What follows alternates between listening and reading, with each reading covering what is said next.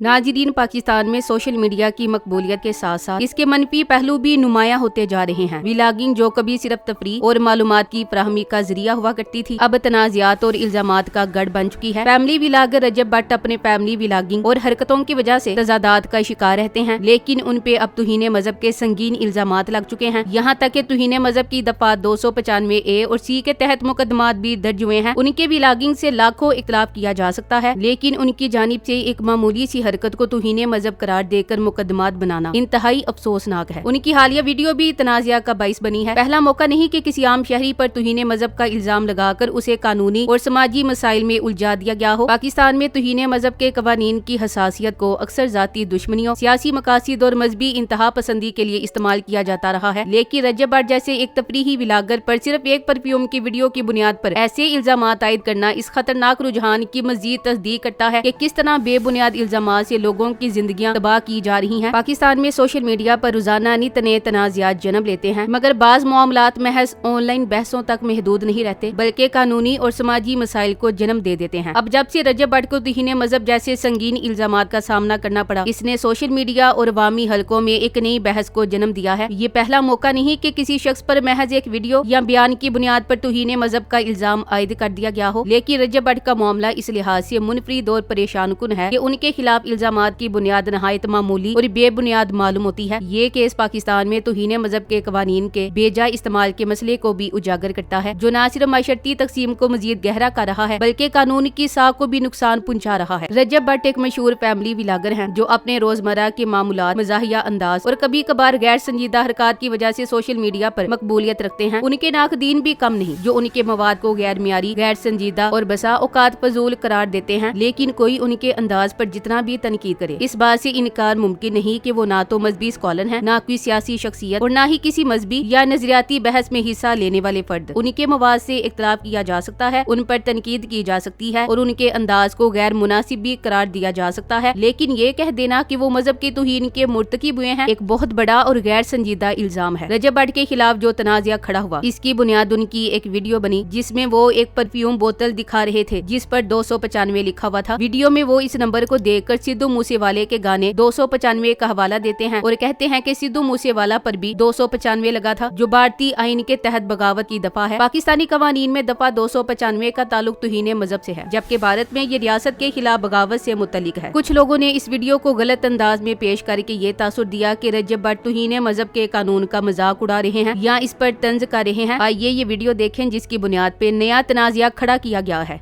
ये आ गया 295 मेंस, ये आ गया 295 वुमेन्स। का क्या खोपड़ी है इसकी, क्या खोपड़ी इसकी, अल्लाह की कसम मैं मजाक नहीं कर रहा।